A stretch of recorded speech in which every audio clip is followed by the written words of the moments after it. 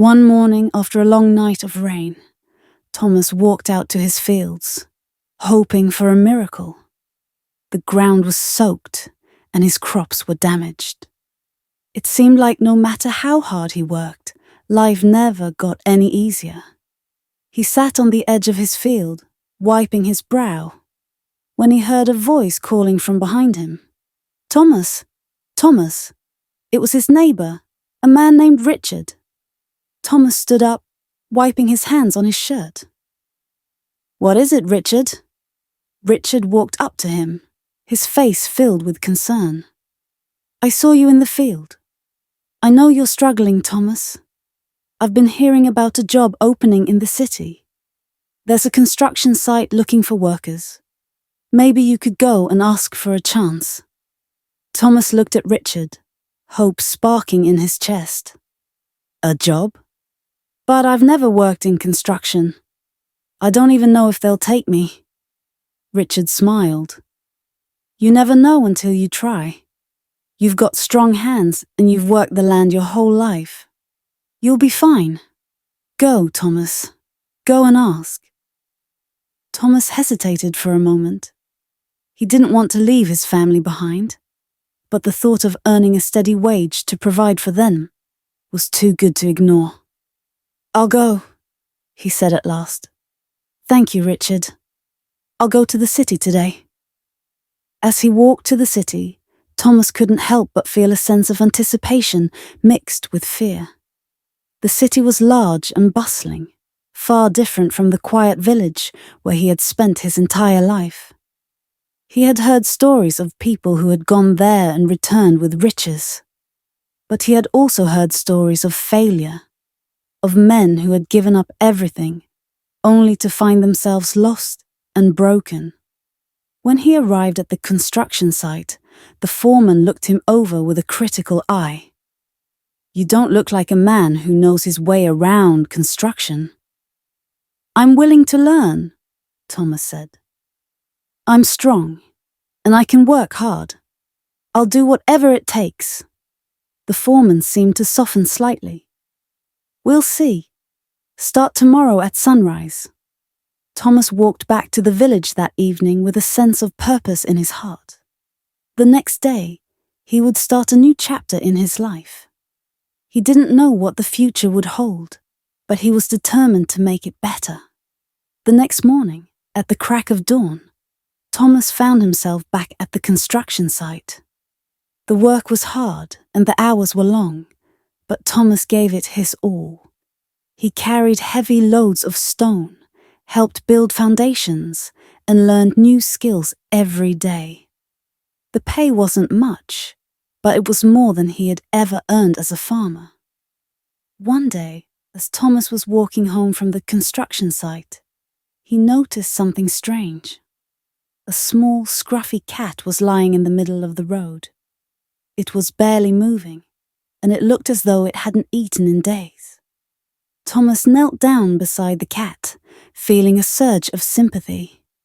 He gently reached out and touched its fur. The cat looked up at him with tired eyes, mewing weakly.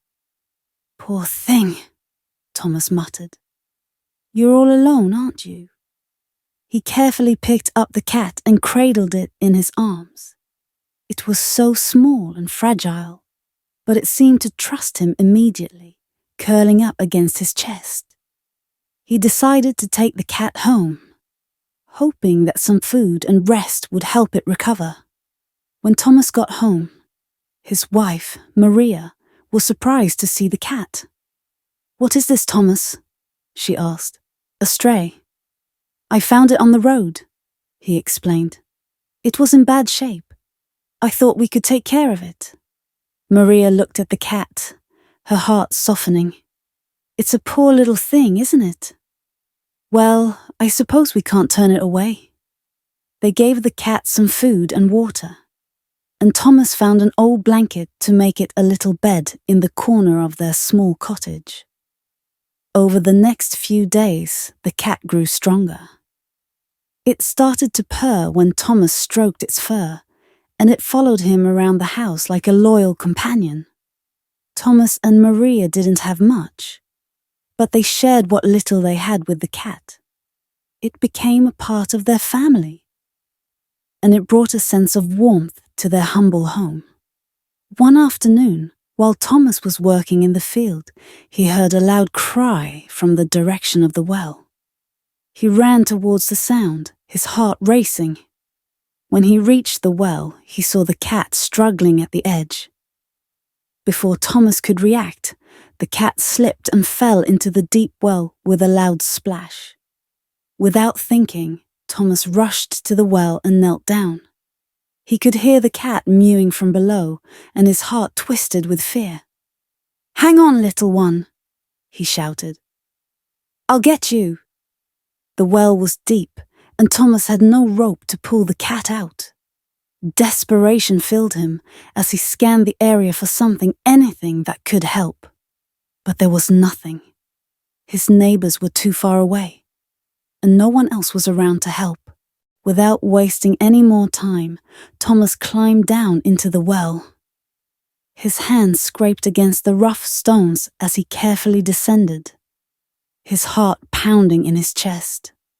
When he finally reached the bottom, the cat was huddled in the corner, shivering and scared. He gently scooped the cat into his arms, holding it close to his chest. "It's okay," he whispered. "I've got you. We'll get out of here." But as he began to climb back up, his strength faltered. The walls of the well were slick, and his muscles ached with exhaustion. He slipped once, twice, and almost lost his grip. But he didn't give up. He had to save the cat. Finally, after what felt like an eternity, Thomas reached the top of the well. His hands were raw, his body covered in dirt. But he had the cat safely in his arms. He collapsed to the ground, panting heavily, his heart still racing. As he sat there, exhausted and covered in sweat, something incredible happened. The cat's body began to glow, a soft golden light radiating from its fur. Thomas stared in disbelief as the cat's form slowly began to change. Before his very eyes, the cat transformed into a beautiful woman, her wings shimmering like the stars in the night sky. She stood before him, smiling gently. "Thank you, Thomas," the woman said, her voice soft and musical.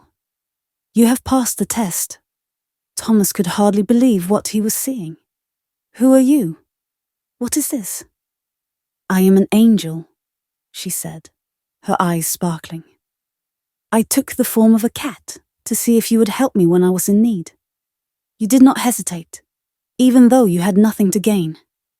You showed kindness and selflessness, and for that, I have been sent to reward you." The angel raised her hand, and in an instant a flood of light surrounded Thomas. He felt a warmth spread through his body, a sense of peace and joy unlike anything he had ever experienced. When the light faded, Thomas looked around and saw something incredible. The small piece of land he had once struggled to work was now flourishing. His fields were bursting with crops, the trees were heavy with fruit, and his barn was full of animals. His home, once modest and worn, had been transformed into a beautiful cottage, with enough space for his family to live comfortably. And standing beside him was a chest filled with gold and silver coins, more than he had ever dreamed of. "You have been blessed, Thomas," the angel said, her wings fluttering gently. "But remember, true wealth lies not in gold, but in the love and kindness you show others. Do not forget the lesson you have learned." With those final words, the angel smiled and began to rise into the sky. Thomas watched in awe as she disappeared among the clouds, her light fading into the distance. Years passed, and Thomas never forgot the lesson he had learned that day. He used his newfound wealth to help those in need, sharing his good fortune with his neighbors and the people of the village. He built schools, helped the sick, and made sure that no one ever went hungry. Though he had everything he could ever want, Thomas knew that the true treasure was the love and compassion he shared with others. He had been given a second chance at life, and he vowed never to squander it. And so, Thomas lived out the rest of his days in happiness, knowing that kindness was the greatest gift of all. The memory of the angel who had once appeared to him lived on in his heart, a reminder of the power of love, selflessness, and the miracles that can happen when we help those in need. And as for the cat, well, Thomas often looked up at the sky and smiled, knowing that angels walk among us in the most unexpected forms.